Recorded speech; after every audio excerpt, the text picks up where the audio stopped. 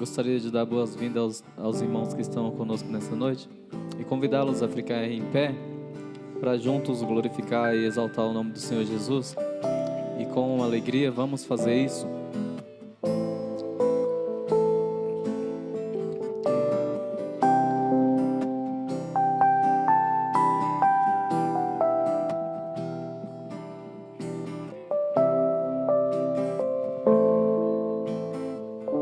Estamos todos congregados aqui. Estamos todos congregados aqui, certamente abençoados também. Há um clima, uma esfera de amor, uma força que se move entre nós. Algo novo Deus está por fazer com este povo a quem muito quer bem. Teu Espírito Ele vai derramar, sua igreja forte edificar, pra louvor de tua glória. Vem, Senhor, tua história escrever através das nossas vidas. Teu querer desejamos, cumpra em nós os teus planos. Vem, Senhor, e reina hoje aqui.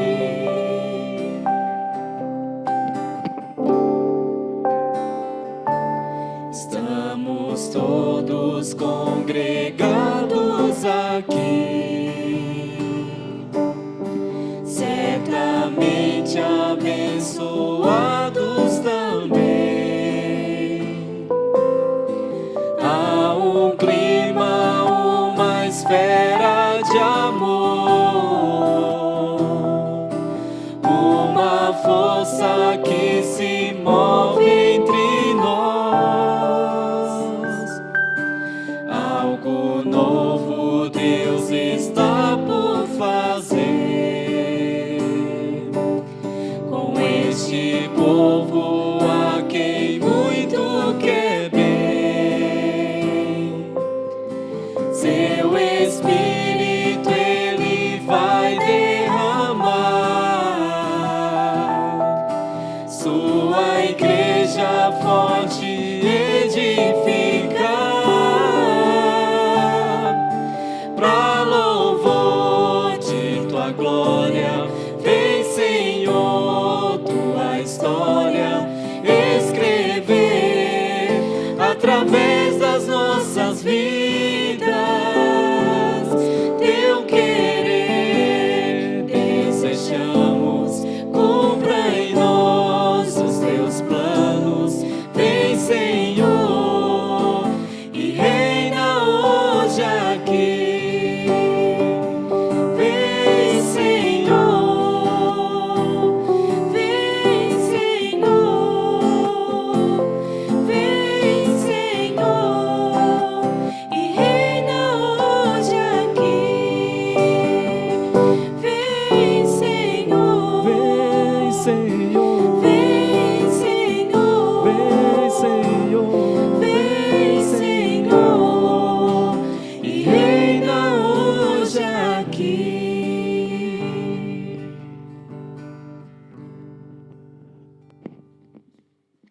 Que a graça e a paz do nosso Senhor e Salvador Jesus Cristo seja sempre presente e também abundante na vida dos queridos irmãos. Amém? Louvamos a Deus porque mais uma vez estamos aqui na sua casa, em comunhão com os irmãos, podendo aprender mais da sua palavra e ser edificado por ela. Que o Senhor, através do teu Santo Espírito, esteja agindo no coração de cada um dos queridos e que estejam voltados neste momento para o Senhor apenas. Que os seus corações estejam abertos e atentos à voz do Senhor, aos louvores que serão aqui ministrados, à palavra que será pregada. Desde já, agradecemos a Deus pela vida dos pequeninos que estão aqui conosco. Agradeço a Deus pela vida da Shirley e de todos os queridos que estão acompanhando, os pais que se dispuseram a trazer os seus filhos, para que possamos assim ouvir a mensagem do Senhor, do Natal, do verdadeiro Natal nesta noite. Vamos orar, queridos? Pai, nós queremos te agradecer e te louvar pela tua graça e misericórdia nas nossas vidas.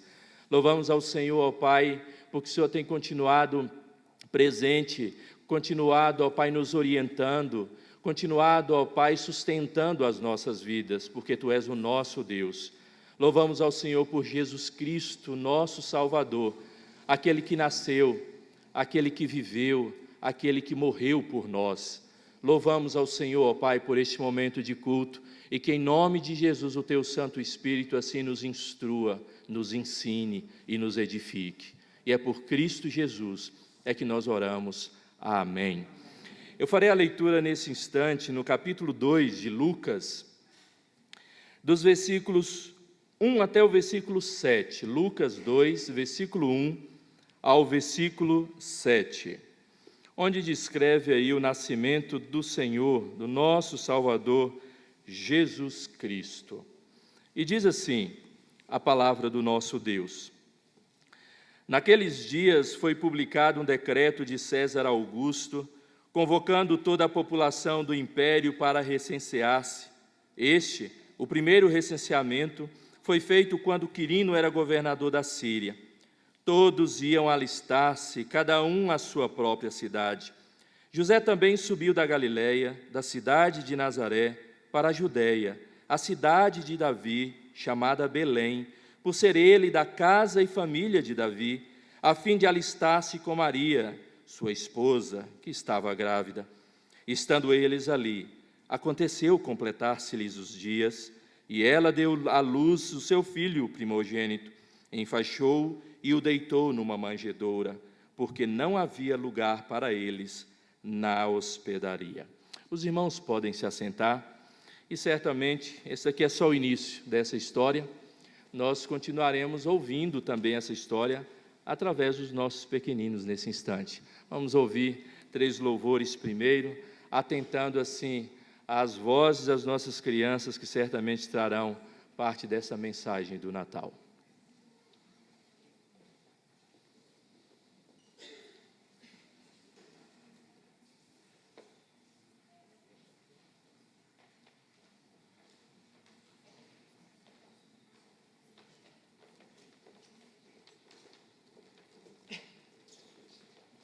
Boa noite, irmãos. A paz do Senhor Jesus Cristo. O pastor já agradeceu a presença de todos, e nós, da Primeira Igreja Batista, nós queremos agradecer ao pastor Joselmar pela oportunidade de estar aqui esta noite com as nossas crianças para apresentar a cantata de Natal. O nome desta cantata, o título da cantata é Não Temas. E ela fala um pouquinho das vezes em que o anjo do Senhor apareceu durante o nascimento de Jesus, né? Então apareceu a Zacarias, apareceu a Maria, apareceu a José, aos pastores. E é uma alegria poder estar com os irmãos aqui esta noite.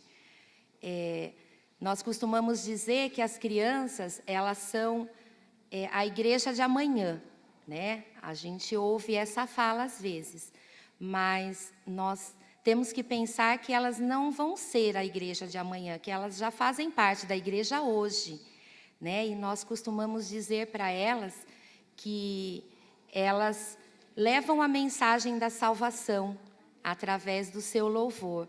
Então, que nessa noite nós possamos glorificar o nosso Deus através desta cantata. Amém?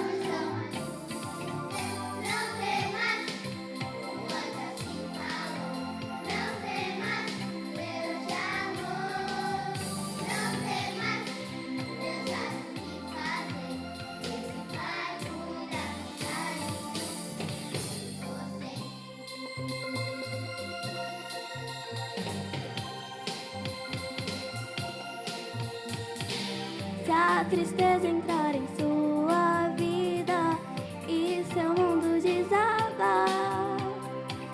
Basta só lembrar que Deus nos ama, junto a nós deseja sempre andar. Não temas, o anjo assim falou. Não temas, Deus de amor. Não temas, Deus sabe o que fazer. Ele vai cuidar de você.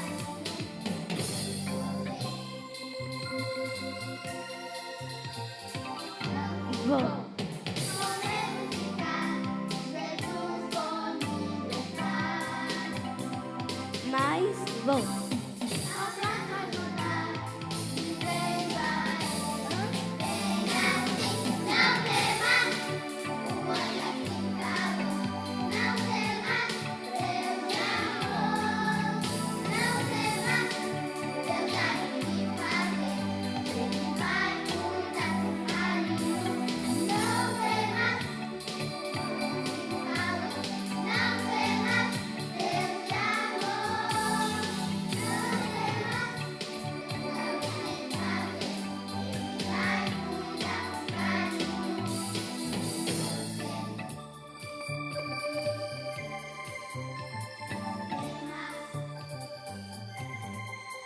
Jamais,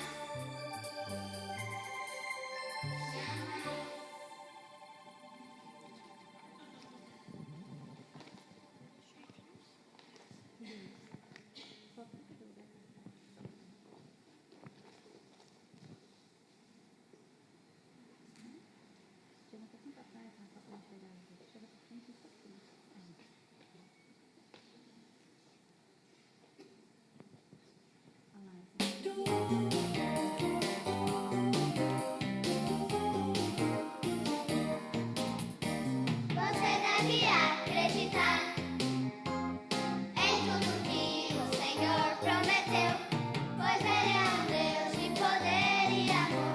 Pode crer, Ele nunca falhou. Você deve acreditar em tudo que o Senhor prometeu, pois Ele é um Deus de poder e amor. Pode crer, Ele nunca falhou.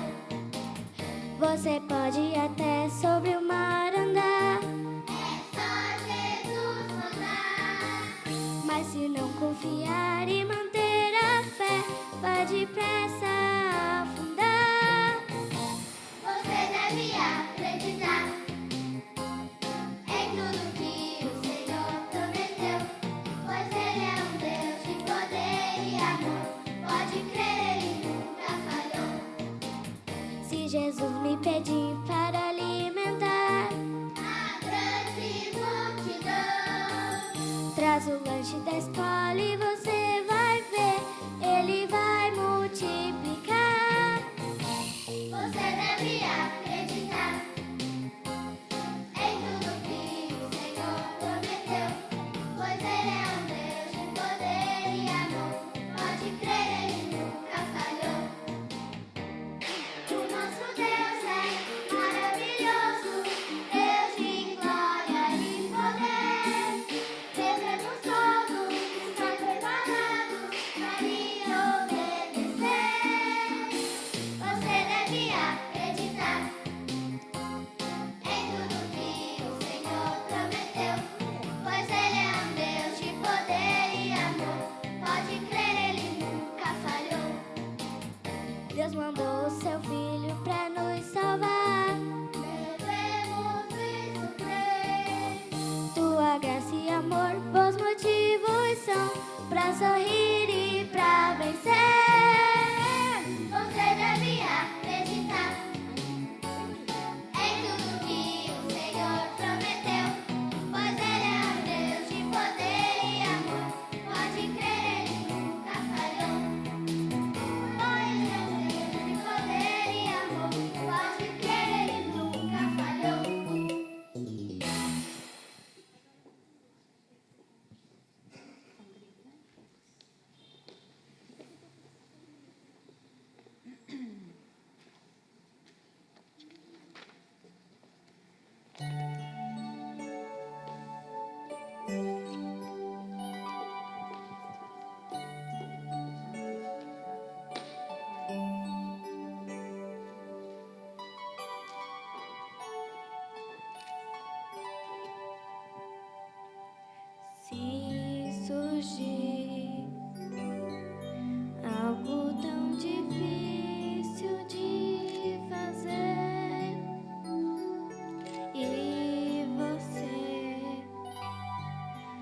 nem desanimando aqui ficar. Basta só lembrar que a mão do Salvador viu em sua vinda que milagre acontecer.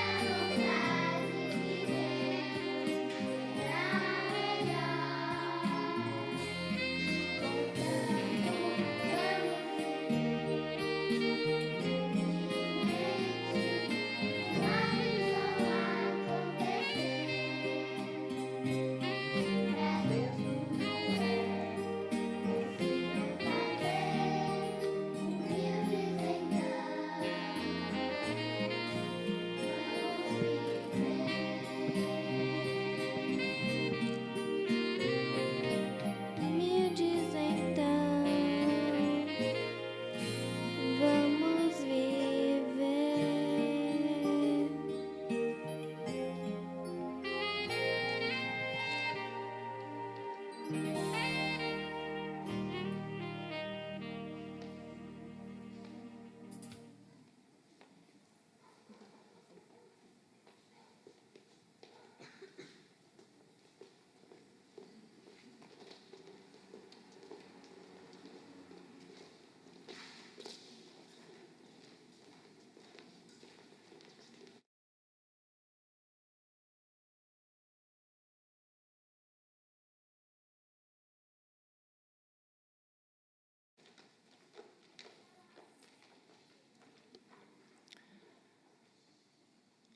Já já elas cantarão um pouquinho mais. Nós temos sempre um momento de intercessão, onde nós nos colocamos de joelho diante de Deus e sempre intercedemos diante do nosso Senhor, para que certamente nós cremos que Ele está atento às nossas orações. Temos orado muito pelo nosso país, pela situação em que nós estamos vivendo. Nesse momento, o texto em que nós lemos fala do nascimento do Senhor Jesus Cristo, ou do tempo do nascimento do Senhor Jesus Cristo. E nós sabemos que as nossas crianças, elas têm aprendido tudo sobre o Natal, menos o verdadeiro significado do Natal. Então, tão belo ouvir os pequeninos, aqueles que estão na casa do Senhor, compreenderem de fato o que é o Natal. Ontem eu falava exatamente isso, que infelizmente tem aumentado cada vez mais o número de crianças, adolescentes e até jovens. Se você inquirir sobre a questão do Natal, ele não sabe dizer de fato o que é o Natal. Ele vê toda a situação de Papai Noel, árvore de Natal e tudo que envolve essa época, mas o verdadeiro sentido do Natal eles não sabem. E nós precisamos, assim, orar em favor dessas crianças. Eu quero nesse instante que você faça isso, que nós possamos, nesse início do mês de dezembro, orar para que o Senhor esteja alcançando tantas e tantas crianças que carecem compreender o verdadeiro significado do Natal. Que esses dias você seja instrumento de Deus para isso, para falar de Jesus, para tantas crianças que precisam entender o verdadeiro sentido do Natal. Você que pode se ajoelhar nesse instante, nós temos o hábito de fazê-lo, ajoelhe, se coloque diante do Senhor e ore por isso. Ore para que Deus o use. Talvez você lembre de alguma criança na sua mente que você sabe que ela não compreende o verdadeiro significado do Natal. Peça para que o Senhor use para ir até ela e falar sobre esse sentido do Natal, do nascimento do Senhor Jesus Cristo. Tenho certeza que o Senhor lhe dará essa oportunidade e assim o fazê-lo.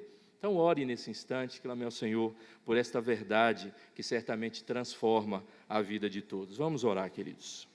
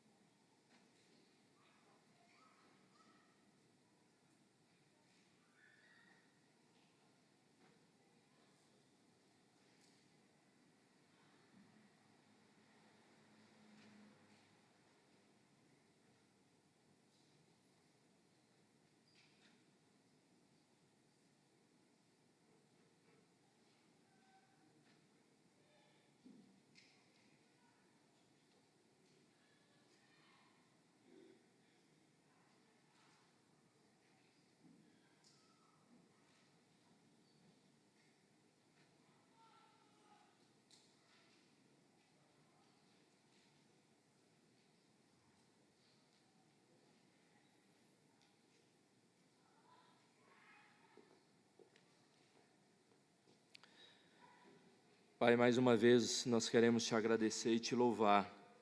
Te agradecer pela vida de cada um destes pequeninos que vieram aqui à frente. Não somente, ó Pai, expor a mensagem do Evangelho do Senhor Jesus Cristo, mas, ó Deus, te agradecer porque o Senhor tem colocado em seus pequenos corações, ó Pai, a compreensão do que é o Natal. Nós te agradecemos pelas crianças que temos em nossas igrejas. Nós te agradecemos pelo privilégio, ó Pai, de educá-las nos teus caminhos, instruí-las com a verdade do Senhor. A verdade, ó Pai, em que o Natal que celebramos é o nascimento do Emanuel, do Deus conosco, do nosso Salvador. Ó Deus, apesar do que o mundo tem apresentado em todos os contextos, ó Pai, inclusive nas escolas, apresentado um sentido do Natal que não é aquele real e verdadeiro, que a tua igreja, ó Pai, esteja atenta a estas comemorações e principalmente a instruir aos pequeninos e inculcar nas suas cabeças o verdadeiro sentido do Natal. Ó Deus, usa a tua igreja para alcançar esses pequeninos, tantos que carecem ouvir a verdadeira mensagem. Usa estes pequeninos, ó Pai, que ouvimos cantar o Natal nesta noite, diante dos seus coleguinhas nas escolas, os seus vizinhos, que eles possam também, ó Pai, falar do Senhor Jesus Cristo a outras crianças que assim não entendem, não sabem, não conhecem. Ó Deus, que a tua igreja esteja atenta na proclamação do teu evangelho aos pequeninos, que são facilmente enganados em tantos períodos, ó Pai, de comemorações, principalmente este do Natal. Que a tua igreja seja o baluarte da tua verdade, e não se canse de ano após ano cantar, pregar, falar do verdadeiro sentido do Natal. Ó Deus, não deixe com que os nossos lábios se fechem para esta verdade, que nós não somente cantemos o Natal dentro dessas quatro paredes, mas que nós saiamos daqui também proclamando o Natal do Senhor Jesus Cristo, porque em nome de Jesus, Ele veio a este mundo, Ele se fez homem, humildemente, ó Pai, viveu como homem, serviu e se entregou na cruz por amor de cada um de nós, para nos salvar. Louvado seja o Senhor, glória ao Senhor por esta verdade, e que a cada dia mais ela esteja presente nos nossos lábios, esteja presente nas nossas vidas, não somente neste mês de comemoração, mas todos os dias do próximo ano, todos os dias da nossa vida. Ó Deus, usa-nos como instrumento nas tuas mãos, usa a tua igreja, assim oramos, assim suplicamos, em nome e por amor do nosso Senhor e Salvador Jesus Cristo. Amém. As nossas crianças louvarão ao Senhor com mais louvores.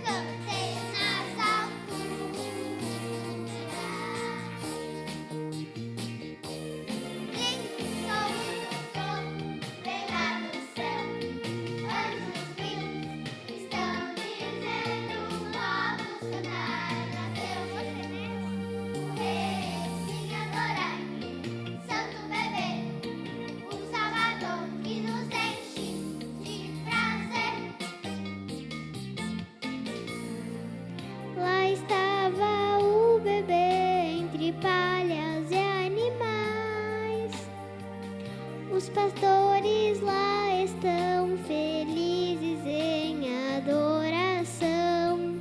Nós também devemos adorar Jesus e vamos sempre seu amor cantar. Há muitos que sofrendo estão sim.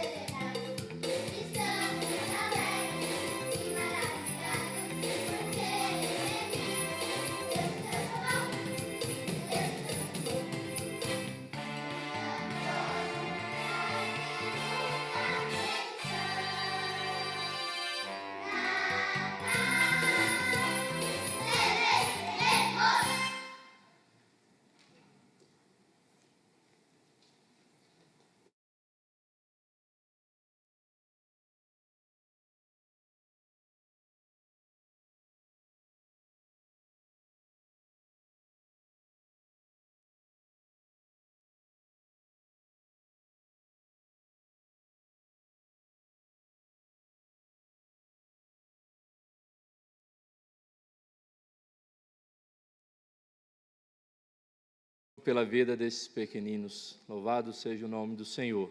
Estamos chegando ao final de um ano, nosso penúltimo Conexão com Deus. Nós teremos a última semana que vem.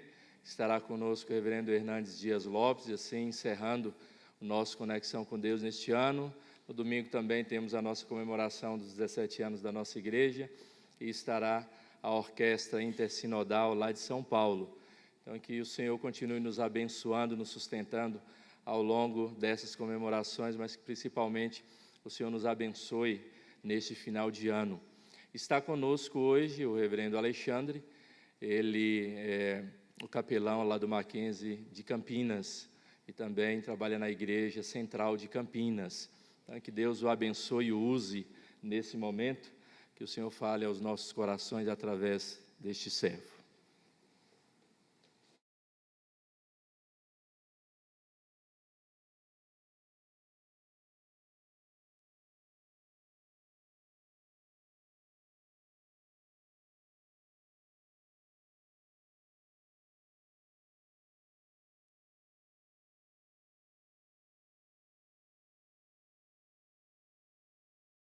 Oi. Meus irmãos, boa noite. Que a graça e a paz do Senhor seja com todos. Amém? Amém. Um privilégio para mim poder estar aqui nessa ocasião, nessa conexão com Deus. Agradeço ao reverendo Joselmar pelo convite. Uma honra estar aqui na sua igreja, pastor, e uma honra conhecer os irmãos aqui nessa noite. Eu quero compartilhar a palavra do Senhor com vocês, ter esse tempo com vocês de meditação. Como já foi anunciado lá, né, vai anunciando a mensagem lá no folder, né? Então você já sabe o tema da pregação dessa noite, né? A cosmovisão de Cristo. Espero que vocês tenham olhado lá e visto. Olha, ela é a cosmovisão de Cristo, então é isso aí. Nós vamos meditar nessa noite e você já sabe, inclusive, o texto que a gente vai meditar, né? Lucas, capítulo 18. Vamos lá, abrir no Evangelho de Lucas, capítulo 18. E nós vamos ler, então, do versículo 9 até o versículo 14. A gente teve um bom tempo assentados, vendo a linda cantata das crianças. Então, você encontrou o texto, fique em pé, por favor. Você achou o texto, se coloque em pé, para que a gente possa fazer uma leitura. Eu vou ler, vocês vão acompanhar, lendo aí, observando o texto. Apareceu aí também aí já no Data Show, mas que você possa aí com a sua Bíblia aberta, poder acompanhar aí a leitura, dar uma olhada aí no texto que a gente vai utilizar na meditação dessa noite. Diz assim: propôs também esta parábola a alguns que confiavam em si mesmos, por se considerarem justos e desprezavam os outros. 2 homens subiram ao templo com o propósito de orar, um fariseu e o outro publicano. O fariseu, posto em pé, orava de si para si mesmo desta forma: ó Deus, graças te dou, porque não sou como os demais homens, roubadores, injustos e adúlteros, nem ainda como este publicano. Jejuo 2 vezes por semana e dou o dízimo de tudo quanto ganho. O publicano, estando em pé, longe, não ousava nem ainda levantar os olhos ao céu, mas batia no peito dizendo: ó Deus, sê propício a mim, pecador. Digo-vos que este desceu justificado para a sua casa, e não aquele, porque todo o que se exalta será humilhado, mas o que se humilha será exaltado. Eu quero orar mais uma vez, vamos orar ao nosso Senhor mais uma vez, meus irmãos? Oremos.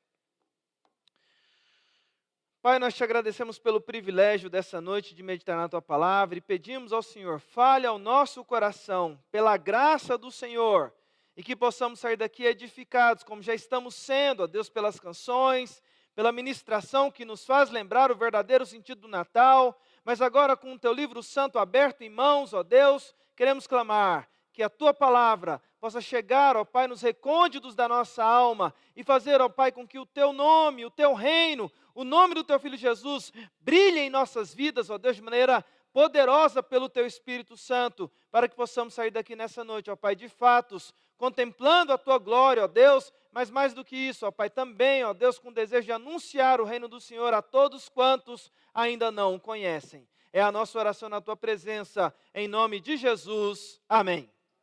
Pode se assentar, meu querido irmão. Eu quero meditar então com vocês nessa noite sobre o tema A Cosmovisão de Cristo. E eu sempre trabalho quando eu vou trazer uma reflexão, uma mensagem, um pensamento, uma análise de um texto. Eu gosto de já dizer de antemão sobre o que nós vamos falar e, inclusive, convidar aqueles. Eu sei que a mensagem está sendo gravada, eu sei que os irmãos já estão acostumados com o ritmo do Conexão com Deus, mas se você tiver aí uma caneta, um papel, ou se não tiver um papel e tiver só a caneta, eu queria desafiar você nessa noite a anotar o que eu vou falar aqui. Evidentemente que você não tem como anotar tudo que eu falo, né? Porque também falo um pouquinho rápido, né? Fruto de ser um cidadão lá de Goiás. Não sei se vocês perceberam pela minha cara que eu não sou assim um cara muito de paulistano, né? De paulista. Eu sou lá de Goiás, né? Vim lá do interior de Goiás, estou aqui no estado de São Paulo há quase 2 anos. Falo um pouquinho rápido, entretanto, eu destaco aquilo que é importante ser anotado. Então você vai anotar aí na sua Bíblia ou no papelzinho que você tiver aí ao seu lado e anotar aí algumas coisas da mensagem, mas eu quero destacar aí o tema que eu quero trabalhar com vocês, que é a cosmovisão de Cristo, e trabalhar 2 aspectos da cosmovisão de Cristo que eu já anuncio para vocês. O primeiro aspecto da cosmovisão de Cristo é que ele vai fazer um diagnóstico de uma visão distorcida. A cosmovisão de Cristo, primeiro ponto, primeiro aspecto, primeira característica que eu quero trabalhar com vocês aqui nessa noite é um diagnóstico de uma visão distorcida. E a segunda característica e última é um apontamento de uma visão desprezada, porém correta. Um apontamento de uma visão desprezada, porém correta. Repito, primeira característica, tá bom? Alguém estava pegando a caneta lá, então vou repetir. Um diagnóstico de uma visão distorcida. E a segunda característica, um apontamento de uma visão desprezada, mas correta. É Lucas quem está contando essa história para nós. E o evangelista Lucas, quando conta essa história, ele vai apresentar para nós um texto, vai apresentar para nós uma parábola que nenhum dos outros evangelistas apresentou. E isso tem que nos chamar a atenção, porque se você pega ali o contexto em que a parábola do fariseu e do publicano está sendo apresentada para nós, ela está num contexto muito interessante, se você analisar ali por todo o momento em que ela está acontecendo. O momento, o contexto é que Jesus está em viagem para Jerusalém para a celebração da Páscoa. E é importante dizer o seguinte, que esta Páscoa que seria celebrada seria a Páscoa cabal. Seria a Páscoa onde o Cordeiro Pascal, destinado, trazido por Deus, enviado por Deus, Jesus Cristo, seria entregue para ser morto em nosso lugar. A gente sabe que ele não ficaria morto e ressuscitaria ao 3º dia. Mas aqui estamos na caravana desta Páscoa. É a caravana final. E Jesus está em direção a Jerusalém. E Lucas, de maneira muito sábia e interessante, vai narrar como é essa viagem de Jesus até Jerusalém. E ele vai contando, ele vai mostrando como Jesus foi contando parábolas ao longo dessa derradeira viagem. É interessante porque só Lucas que mostra uma sequência de histórias durante a viagem de Jesus e de parábolas que Jesus vai contando. Eu costumo dizer, olhando para esse texto, pegando alguns comentários também sobre ele, que Jesus meio que fez... porque os judeus, quando iam em direção a Jerusalém para a celebração da Páscoa, eles faziam um cântico de romagem. O que era o cântico de romagem, meus irmãos? Era ali do Salmo 120 até o 134, ali mais ou menos, eles iam recitando, cantando esses salmos durante a viagem das suas cidades até a cidade de Jerusalém para a celebração da Páscoa. Eram os cânticos de romagem que eram executados pelos judeus. Lucas meio que faz algo diferente aqui, ele faz as parábolas de romagem. Lucas vai mostrando para nós algumas parábolas que Jesus vai contando ao longo da sua viagem até Jerusalém. E por que eu falo que Lucas fez isso? Porque é somente Lucas quem vai narrar essas parábolas. Se você olhar para o texto, essa parábola que eu acabei de ler com vocês, ela não acontece nos demais evangelhos. E é interessante porque é o momento final do ministério de Jesus. É interessante porque é o momento em que Jesus já tinha andado com esses homens e andado por aquela região durante muito tempo, mas exercendo seu ministério durante 3 anos. E Jesus agora, ele então vai fazer uma observação. Porque o texto inicia para nós dizendo que Jesus, vendo como era a vida daquelas pessoas, e ele diz lá, propôs essa parábola no versículo 9, porque alguns se consideravam a si mesmos, confiavam em si mesmos e desprezavam os outros. Jesus então vendo tudo aquilo que ele observou naqueles dias, a religião, como as coisas estavam, ele vai contar uma história. E essa história é a cosmovisão de Jesus, como ele estava vendo tudo aquilo que estava vivenciando, ou estavam vivenciando, estavam acontecendo naqueles dias. Como Jesus vê a religião daqueles dias. Ora, irmãos, quando eu falo do tema cosmovisão, é a maneira, é o óculos, é a forma como Jesus está vendo as coisas. E é a forma correta. E Jesus então começa a contar uma história. Há uma multidão acompanhando ele, há muita gente indo também para Jerusalém por conta da celebração da Páscoa. Jesus então vai começar a contar uma nova parábola que tem por objetivo trazer um olhar crítico das coisas como elas estão. E ele começa apresentando dois personagens, o fariseu e o publicano. E ele introduz o primeiro personagem, que é o fariseu. E Jesus começa contando a história de que dois homens foram ao templo orar. E ele apresenta então os personagens aos ouvintes. O primeiro, o fariseu. Por que eu estou destacando dessa forma? Porque naquele primeiro momento, para o primeiro público que era em predominância de judeus, quando Jesus começa a contar a história, e quando ele apresenta o fariseu, provavelmente os que ouviram essa história pela primeira vez pensaram assim: aí está o herói da história. Aí está o personagem principal da história que Jesus vai contar. Aí está o personagem que vai ter o destaque nessa história que ele vai trazer aqui para nós. E Jesus começa a contar a história do fariseu. E aí nós temos a primeira característica para pensarmos aqui nessa noite. Uma visão distorcida. Um diagnóstico de uma visão distorcida. Jesus vai fazer uma crítica. É o próprio Deus que é digno de ser adorado, trazendo uma crítica para a religião dos seus dias. E Jesus disse que um homem foi ao templo orar, um fariseu. Jesus disse como era a oração daquele fariseu. E ele diz assim, o fariseu, versículo 11, posto em pé, orava de si para si mesmo desta forma: ó Deus, graças te dou porque não sou como os demais homens, roubadores, injustos, adúlteros. E diz Jesus, na sua história, que aquele homem provavelmente estava orando de olhos abertos, porque no meio da oração ele aponta para um outro que lá estava e diz assim, nem ainda como este publicano. Está no meio da oração e está apontando para o outro. E ele prossegue, versículo 12, jejuo 2 vezes por semana e dou o dízimo de tudo quanto ganho. E aí nós temos um segundo aspecto interessante, quando Jesus apresenta a oração do fariseu. E diga-se de passagem, que Jesus está contando aqui uma história, ok? Nós não sabemos se esses personagens existiram de fato ou não. Jesus está contando uma parábola, é uma história. Podemos acreditar que eram personagens reais, porque Jesus está pegando ali e ele pode trazer sim histórias que aconteceram. Mas é uma história que ele está contando, uma ilustração, mas é uma crítica à religião da época. E por que eu digo isso? Porque essa oração do fariseu, que Jesus cita, de um fariseu que foi ao templo e fez essa oração, era a típica oração que os fariseus faziam. E provavelmente os primeiros que ouviram essa oração de Jesus, que ouviram Jesus falando dessa típica oração do fariseu, desse homem que fez essa oração, devem ter tido o seguinte pensamento naquele momento, porque como era uma oração típica deles, os primeiros ouvintes pensaram assim, caramba, ele está apresentando um fariseu na sua história, e um fariseu fez uma oração perfeita. Esse homem é um homem bom. E o interessante, irmãos, é que provavelmente, tendo em vista o que Jesus está apresentando na história, que esse homem, quando faz essa oração e diz das coisas que ele faz, daquilo que ele é, aquele homem provavelmente não mentiu. Jesus não diz que ele estava mentindo na oração, que ele apresenta a vida dele em oração.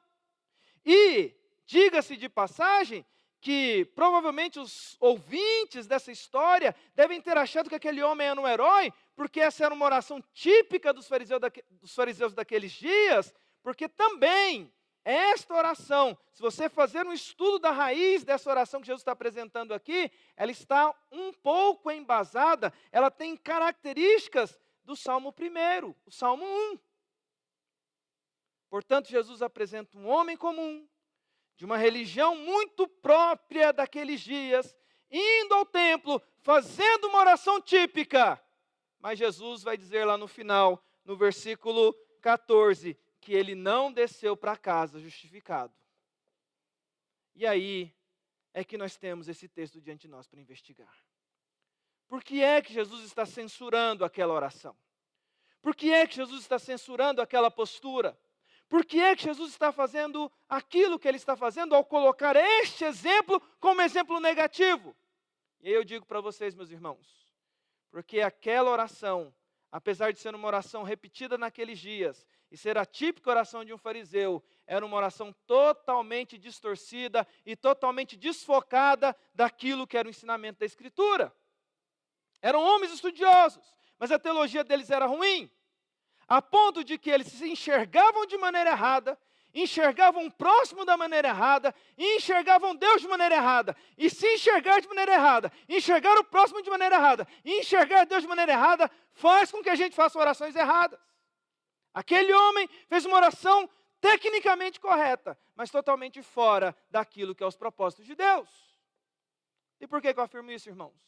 Porque é uma oração totalmente onde aquele homem está se vangloriando daquilo que ele é e dos seus feitos, se colocando em uma postura melhor do que o seu próximo, e mais do que isso, está falando que Deus é iludido e enganado por obras. Meus irmãos, essa oração não é uma oração que Jesus quer que nós façamos. E interessante, irmãos, como eu gosto muito de olhar essa história, porque me parece que Jesus quis mostrar um homem que acreditava muito que as suas obras o levariam e queria convencer as pessoas disso, que as obras o faziam justo.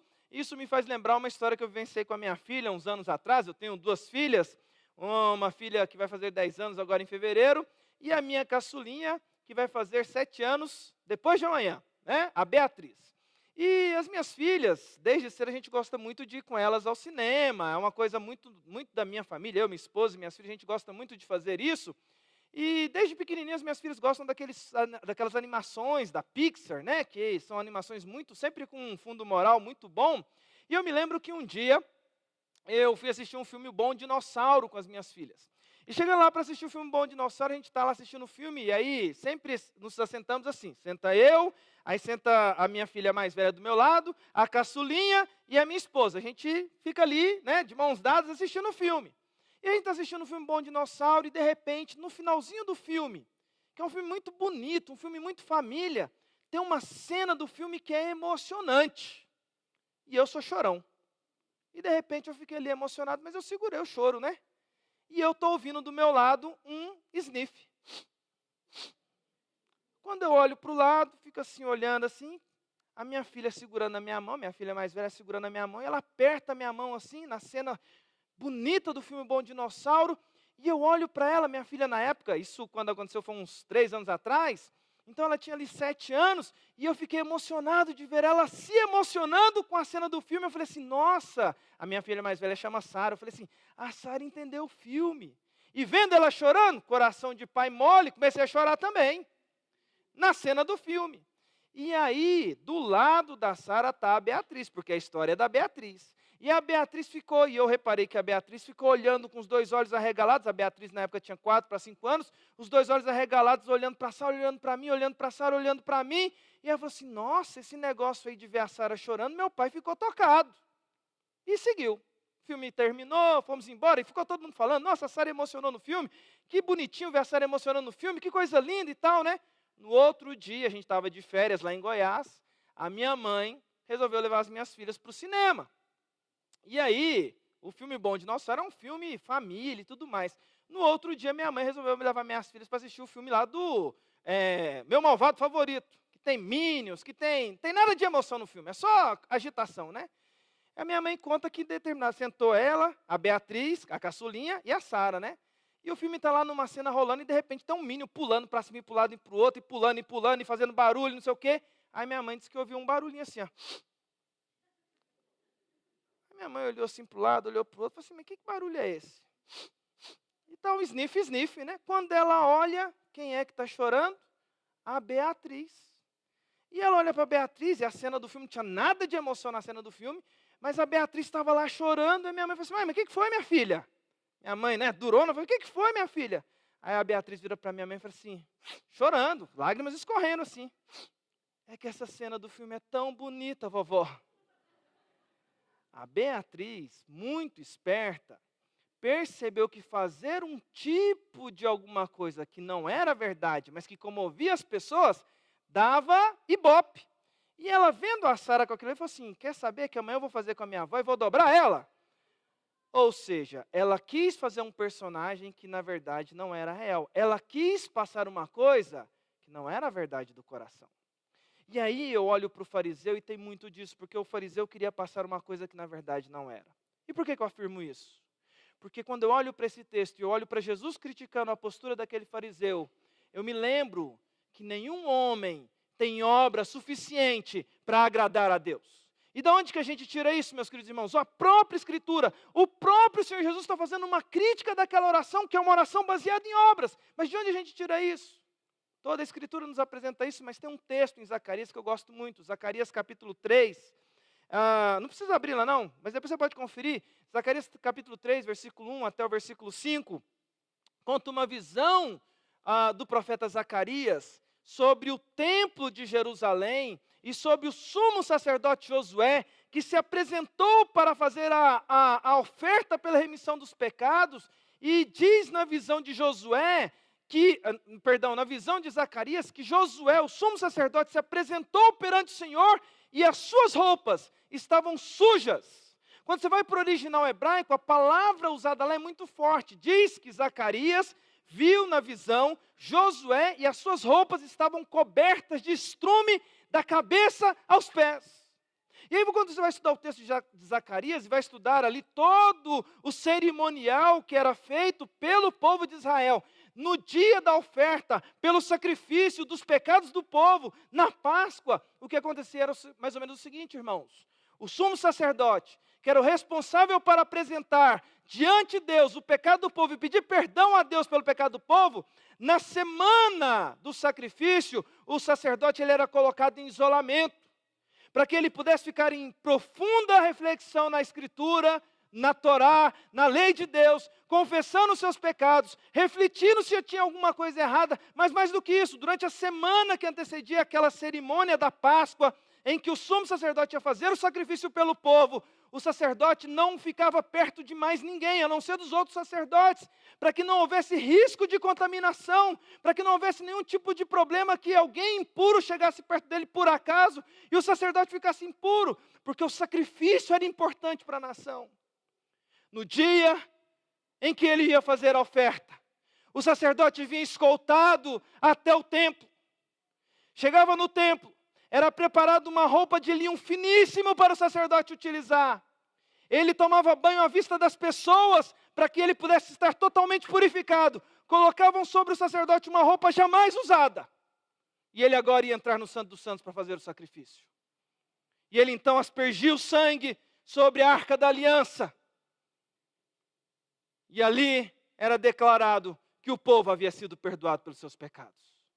Mas Zacarias, vendo o sumo sacerdote Josué, diz Zacarias, no livro de Zacarias capítulo 3, que a roupa de Josué estava coberta de estrume da cabeça aos pés. Meu irmão, olha aqui para mim. Nunca um judeu zeloso permitiria que o sacerdote entrasse no Santo dos Santos com alguma impureza na roupa. Mas sabe o que é isso?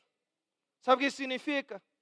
E tem a ver com o texto aqui, que nós acabamos de ler, que tem a ver com a oração do fariseu.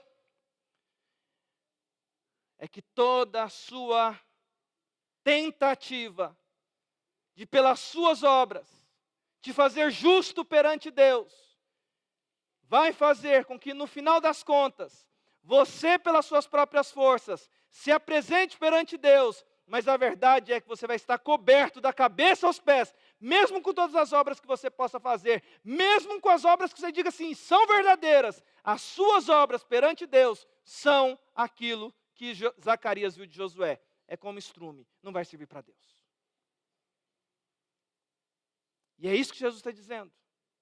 Um homem está fazendo uma oração dizendo que ele é muito bom. E Jesus está dizendo, ele não desceu para casa justificado. E a gente tem que levar isso muito em consideração. Porque nós muitas vezes valorizamos as nossas obras, achando que elas são grande coisa perante Deus. E eu quero dizer para você aqui nessa noite, as suas obras não te fazem chegar perto de Deus. se a gente terminasse a pregação aqui, nós íamos ir para cá assim, ih, rapaz, o pastor falou uns negócios lá de dureza, hein? Mas a história não termina aqui. Tem um segundo ponto, porque Jesus está apresentando 2 homens que foram ao templo para fazer uma oração.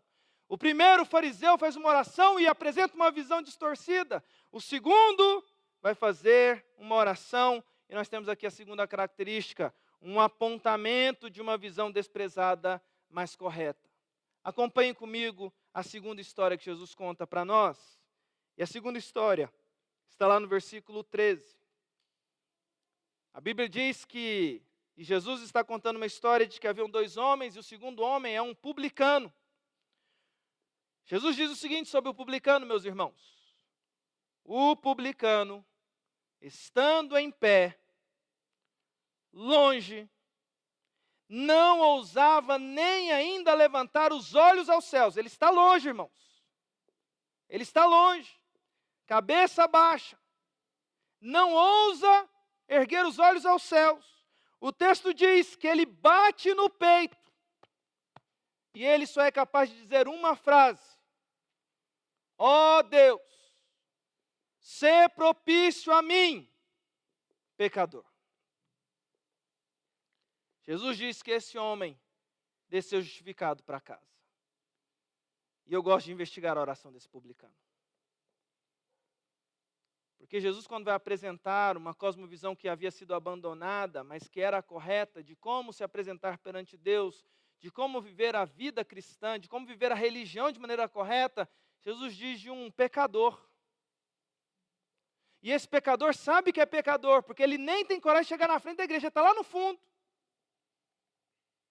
Mas Jesus vai descrevendo a história para nós, diz que esse homem está em pé, e ele está com tanta vergonha de quem que ele é, que ele sequer ousa erguer os olhos aos céus.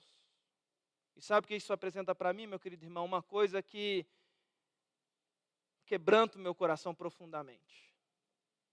O pecador que sabe que é pecador, que sabe da sua miséria, ele não perde de vista o quebrantamento do seu coração. Perceba, meu querido irmão, que é Jesus quem está contando essa história, o próprio Deus. Ele está dizendo o seguinte, antes da oração daquele cara, a postura quebrantada dele chama a atenção de Jesus. Jesus descreve alguém quebrantado antes de escrever o que ele fala, porque aquele homem está em pé, de cabeça baixa, batendo no peito. E assim Jesus descreve um homem profundamente quebrantado por causa da realidade de quem ele sabe, de quem ele é de verdade. Ah, meus irmãos, e aqui cabe uma rápida história para analisar com vocês. Esses dias atrás eu mudei recentemente para Campinas, aqui no estado de São Paulo, e como o reverendo Joselmar falou, eu tenho lá acompanhado a Igreja Central de Campinas com o reverendo Carlos Eduardo Aranha Neto, com o reverendo Carlos Aranha, pessoas amadas, pessoas queridas. E esses dias atrás, esse ano ainda, de 2018, o reverendo Aranha, o dado, né? O Carlos Eduardo Aranha Neto, ele pegou e falou assim, olha, irmãos, se preparem, que vai ser Páscoa daqui a alguns domingos, e venham preparados, porque no nosso culto de manhã vai ser um culto especial. Vai ter um coral com uma banda, apresentando uma cantata da Páscoa. Só vai ser isso. Ele falou isso para a gente, né? E aí fomos avisando, no dia da cantata, que seria um culto de manhã, eu lembro como eu fui para a igreja naquela manhã, meus irmãos. E eu fui para a igreja como um espectador. Eu fui para a igreja como alguém que estava ali para um espetáculo que seria apresentado para mim. Eu lembro disso. Me arrumei, falei, olha, vamos ver lá como é que esse coral vai apresentar. Olha, será que eles ensaiaram direito? Pensei comigo, irmãos. Confesso isso aqui para vocês. Porque a gente, quando vai ver um coral cantando, né, a gente fica reparando. Será que está cantando direitinho? Ih, rapaz, deu uma desafinada ali. Ó. Ih, derrapou na curva. A gente repara.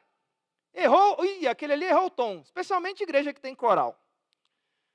Fui com essa postura para a igreja naquela manhã, irmãos, e eu confesso que eu entrei na igreja e falei assim, hoje eu só tenho que ver aqui esse coral cantando, e vamos ver o que vai dar, né? Sentei com a minha família, e o coral começou a apresentação. Muito bonito, por sinal, muito bem ensaiado, por sinal. Mas logo de cara, Deus já começou a quebrantar meu coração, porque a primeira música falava do amor do Pai. E você quer ver o reverendo Alexandre ficar constrangido é quando se fala do amor do Pai. Eu já fiquei constrangido com aquela música. Falei assim, nossa, o amor de Deus é grande demais. Né? E a música muito bem cantada, muito bonita. Falando do amor do Pai, eu falei assim, nossa, que música bonita. E pronto, foi. Falei, parabéns, joinha para vocês. Mas prosseguiu a cantata, irmãos. E chegou uma hora da cantata em que eles foram cantar uma música. E a música falava de Jesus Cristo. E a música dizia que Jesus Cristo estava com as mãos estendidas para todos. E que aquelas mãos estendidas na cruz, e quando falava assim na música, aquelas mãos estendidas na cruz, aí eu estava ouvindo eles cantando, né? Aquelas mãos estendidas na cruz, veio um barulho assim, irmãos. Pim! Eu assustei, eu falei, epa, alguma coisa deu errado aí, pensei comigo, né? Porque eu estava cantando, instrumentos tocando, veio um pim no meio das mãos estendidas, falei, o que esse pim tem a ver com as mãos estendidas? Assustei, eu olhei assim, cacei. E o pessoal do coral que estava cantando normal foi assim, alguma coisa tem ali, porque quando erra, já viram quando alguém erra? Quando erra o pessoal assim, dá aquela olhada para o lado assim, ó, erraram lá, deu uma errada ali. Alguém olha, dá uma olhada, eles não olharam, mantiveram cantando, o pessoal da banda mantiveram também normal, só que eu reparei, a baterista, uma menina lá da igreja de Campinas, tinha sumido. Eu falei, parece que esse negócio aí foi de propósito. E seguiu a música seguiu, aí voltou. Fez a volta e veio de novo falando das mãos de Jesus. Porque as mãos de Jesus estão abertas para todos nós. Mãos estendidas que foram colocadas na cruz e pim de novo. Eu falei, gravei o pim de novo. O que é esse pim, gente? E cacei o pim, o pessoal cantando. Eu falei, mas onde está esse pim? E a música foi embora, eu fiquei encucado com aquele pim. Eu vou descobrir onde está esse pim.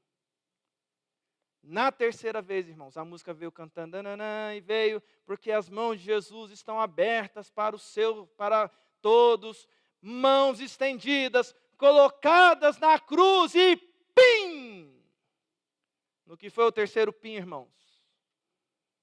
Eu não resisti. O meu orgulho caiu na hora, porque eu entendi o que o pessoal do coral e da banda tinham preparado. Eu entendi por que a menina da bateria tinha sumido. Eles tinham preparado uma bigorna, reverendo Joselmar, lá atrás. E nessa música especial a baterista saiu, tinha um microfone lá junto da bigorna e um martelo. E toda vez ficou combinado que falasse das mãos de Jesus, ela batia o martelo na bigorna. Pim! Para que os ouvintes se lembrassem dos cravos enfiados de maneira brutal na mão de Jesus Cristo, nas mãos de Jesus Cristo. Quando eu entendi o que era aquela mensagem que eles estavam querendo passar, irmãos, imediatamente o meu orgulho, que estava ali como espectador, veio por terra, sabe por quê? E eu comecei a chorar, porque eu me lembrei que eu não merecia estar ali. Eu me lembrei quão pecador e quão grave eram os meus pecados. Eu me lembrei da minha impureza. E me lembrei que o inocente me amou até o fim, assumiu a minha dívida e foi à cruz do Calvário para morrer a minha morte, para que eu pudesse estar ali entre irmãos, celebrando a vida alcançada através de Jesus. E por que eu estou dizendo isso para você, meu querido irmão? Porque muitas vezes, a gente quando olha para a oração do publicano, e não entende por que aquele publicano está quebrantado daquele jeito, é porque nós perdemos de vista o quebrantamento diante da grandeza e do amor de Jesus Cristo, que perdoou os nossos pecados e se entregou em nosso lugar. Se tem uma coisa que machuca o nosso coração, enquanto líderes, é ver a igreja ficar apática, se esquecendo que nós aqui somos homens e mulheres que só estão aqui por causa de alguém que morreu a nossa morte. Porque nós não éramos dignos de sequer estar sentados nesses bancos para cantar louvores a Deus. Porque por nós mesmos e pelas nossas obras, não tem música, não tem obra que chegue a Deus por aquilo que somos e por aquilo que fazemos. Mas Jesus assumiu a nossa dívida para que a justiça dele fosse colocada em nós. Aí, meu querido irmão, eu entendo a oração do publicano e o quebrantamento dele. Ele sabia disso. Por que eu digo que ele sabia disso? Porque a postura dele é de saber quem Deus é e saber quem Ele é. E isso é expresso na oração. Ele vai dizer lá, eu gosto da oração no original grego, reverendo, porque diz lá assim, ó Theos, ilatestimoi. tu martíria. Sabe por que eu acho bonita a oração do publicano no original grego? Porque ele se direciona a Deus. Entre Deus e ele tem a palavra ilateste. E ele, quando se apresenta para Deus, ele diz que ele é martíria. Ele está dizendo que o nome dele é pecador. Esse homem, essa história apresenta o publicano que a gente nem sabe o nome. Jesus não conta nomes. Diz que ele só sabe de si mesmo que ele é um grande pecador. E ele sabe disso, porque ele diz o seguinte, olha, quem está fazendo essa oração, Deus, é um pecador. Mas ele diz, entre Deus e um pecador, tem o ilateste. Sabe o que é ilateste? A palavra que é traduzida aqui, ser propício a mim. Sabe, meus queridos irmãos, a palavra ser propício a mim quer dizer o seguinte, eu preciso de uma propiciação. Era uma palavra que também tinha vínculo com o sacrifício que era apresentado no templo. E toda vez que o sumo sacerdote aspergia o sangue sobre a arca da aliança, a palavra que eles usavam era o Senhor propiciou para nós perdão. Propiciou para nós perdão. Mas a palavra propiciou significa traduzido o seguinte, o Senhor se assentou em misericórdia por nós. E o publicano sabe disso. Ele diz, Senhor, ó Deus, se assenta em misericórdia por mim. Essa é a oração do publicano. Uma oração de alguém que reconhece que precisa da graça e da propiciação de Deus.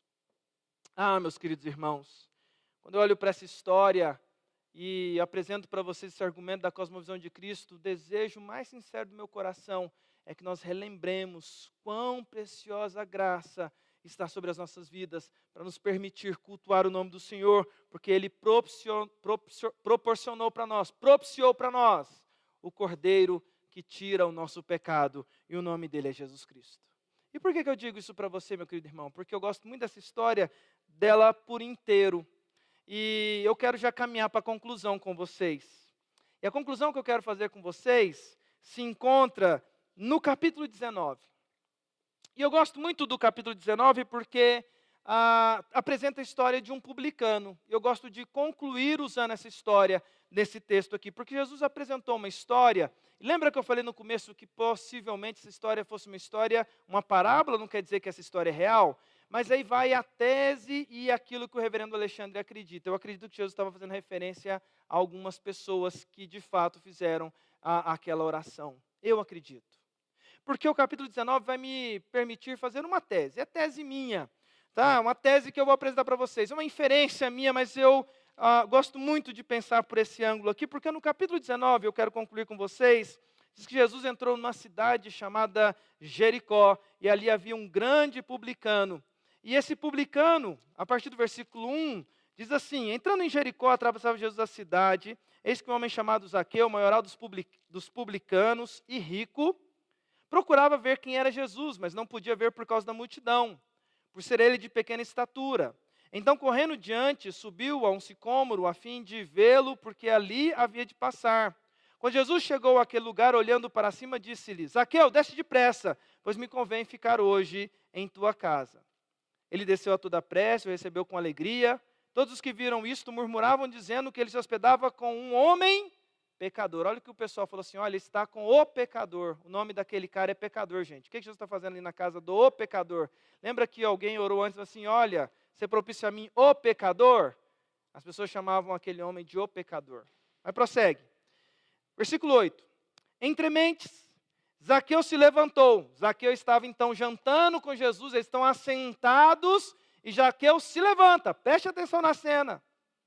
E Zaqueu então diz, Senhor, resolvo dar aos pobres a metade dos meus bens, e se em alguma coisa tenho defraudado alguém, restituo 4 vezes mais.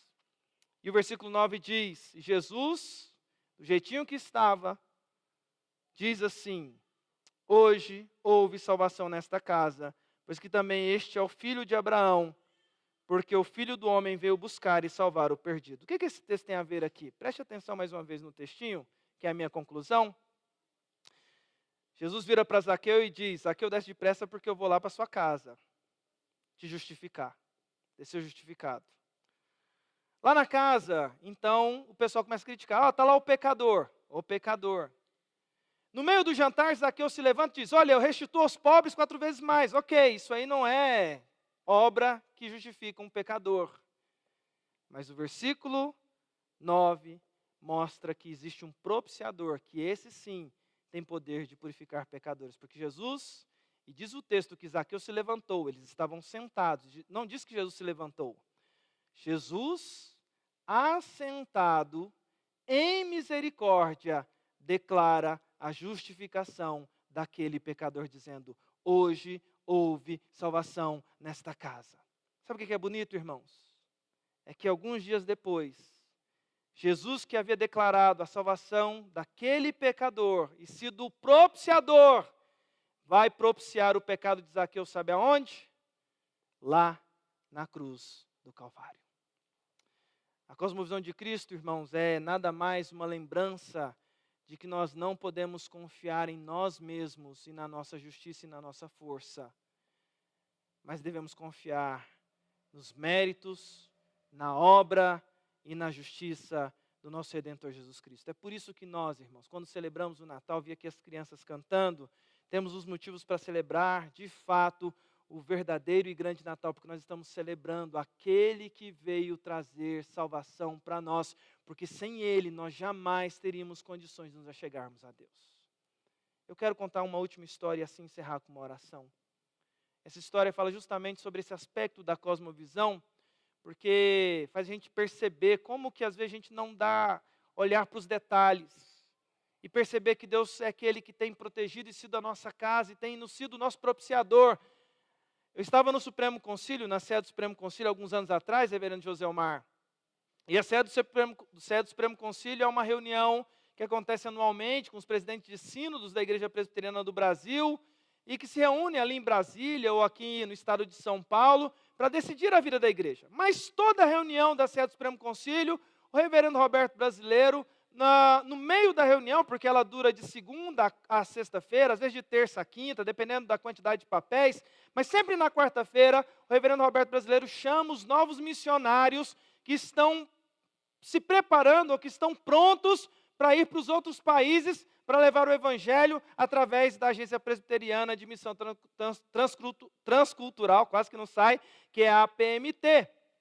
E é engraçado porque eles se apresentam perante o Supremo Concílio, a sede do Supremo Concílio, o reverendo Roberto Brasileiro chama lá na frente, geralmente, o reverendo Roberto Brasileiro pega e fala assim, olha, meus irmãos, a gente está chamando aqui os missionários que vão sair para o Paquistão, para o Iraque, para os países da África, para a Ásia, e pode ser que eles não voltem, viu? E ele fala para os missionários, pode ser que você vá e não volte, pode ser que você morra lá. Aí você já assusta, né? Rapaz, como é que traz uma mensagem dessa assim? Mas é preparando o pessoal.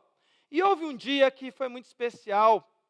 A gente estava em Brasília e tinha muitos pastores naquela quarta-feira de manhã. E o reverendo Roberto então chamou os missionários para virem à frente. E enquanto os missionários vinham à frente, ele falou assim, olha, prepara porque pode ser uma viagem sem retorno, mas vocês estão convictos? Estamos convictos. Então ele falou assim, olha, então vocês se ajoelhem. E aí eu fui vendo que entre os missionários tinham jovens, tinham meninas, rapazes, mas tinham famílias inteiras, irmãos. Tinham pai, mãe, com seus filhos, crianças. E eles foram indo para frente, tinha muitos missionários naquela vez. E o reverendo Roberto falou assim, agora vocês se ajoelhem. Eles se ajoelharam. O reverendo Roberto falou assim, agora venham para cá os pastores. Ali na reunião da Assembleia do Supremo Concílio, da sede do Supremo Concílio, tinha mais de 100 pastores. E os pastores começaram a vir para orar. E ele falou assim, estendam as mãos sobre os missionários. E eu lembro da cena, irmãos, muito bonita, porque eu fiquei por último, porque estava muito bonito aqueles missionários de joelho, e aí foram vindo os pastores, e os pastores foram que cercando aqueles missionários, e foram fazendo um círculo em volta deles com as mãos estendidas, de forma que quem estava de fora não viu mais os missionários, só viu os pastores com as mãos estendidas. Uma cena muito bonita. Como eu era pastor e fui chamado também, eu fiquei esperando por último, e eu fui vindo, e eu fui vendo os pastores ali com a mão estendida, já orando para aqueles missionários, e quando eu cheguei e estendi a minha mão, eu vi lá dentro. E lá estavam os missionários de joelho, alguns chorando, emocionados. Mas o que chamou a minha atenção, irmãos, é que tinha uma criança. E quando eu cheguei lá, eu me emocionei com aquela criança, porque uma criança de 6, 7 anos, filho de missionário, quando eu estendi as mãos lá assim e fui ver aquele pessoal de joelhos, uma criança estava de pé, assim, ó, e fazia assim, olhando para os pastores, fazendo assim como que maravilhado. E quando eu vi aquela criança emocionada, sem saber dos perigos que estavam pela frente, no meu coração veio uma lembrança. Essa criança está protegida porque Jesus Cristo já morreu por ela e por todos aqueles que estão aí vivendo para o cristianismo, porque o pecado deles foi perdoado. Sabe, meu querido irmão, você pode até não estar vendo absolutamente nada, nem sentindo absolutamente nada.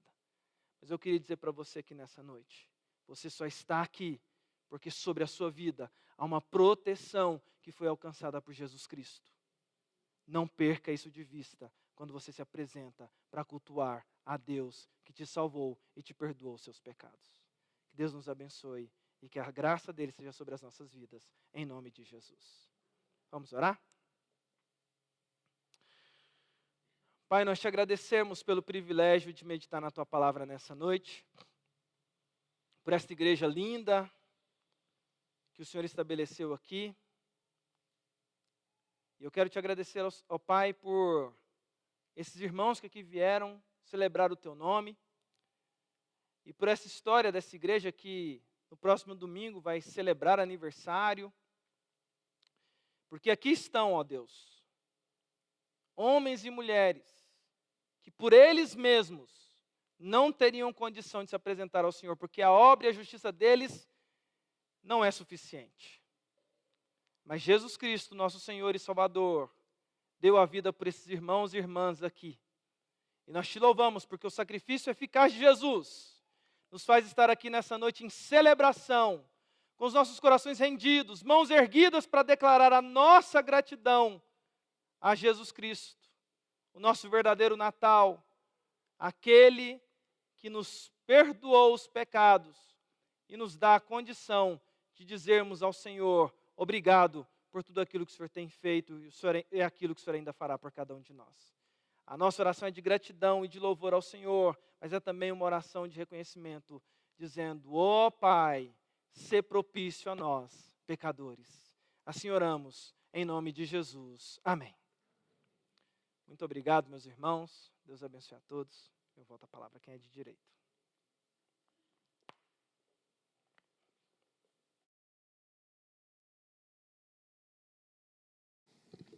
Nós vamos nos colocar em pé nesse instante e diante deste mundo em que nós temos ouvido uma visão completamente distorcida do Evangelho, que realmente nós tenhamos aquela que por mais que seja desprezada muitas vezes, não agradam tantos, mas é a verdade, é a correta, é a palavra, é o Evangelho do Senhor. Nós possamos assim, em nome de Jesus, em resposta à sua palavra nesse instante também, se Deus tocar em seu coração, vem à frente, consagre a sua oferta diante do Senhor e louvemos ao nosso Deus nesse instante, encerrando assim o nosso culto.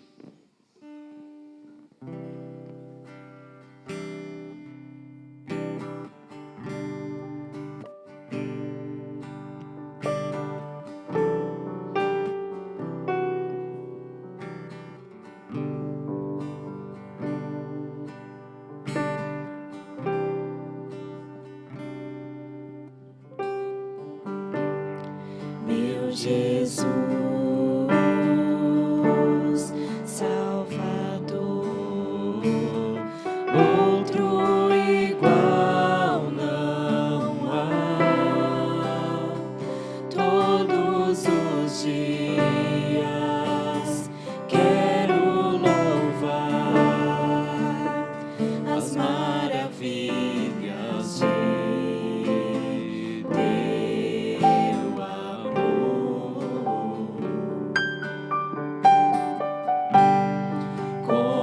consolo,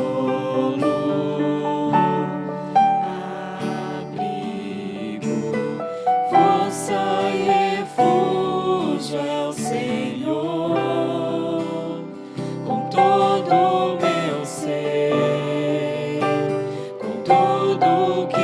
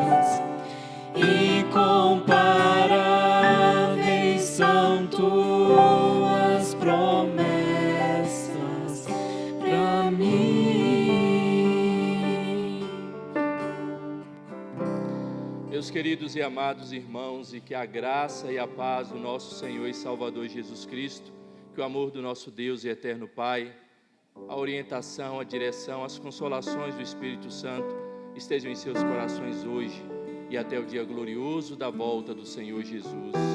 Amém. Amém.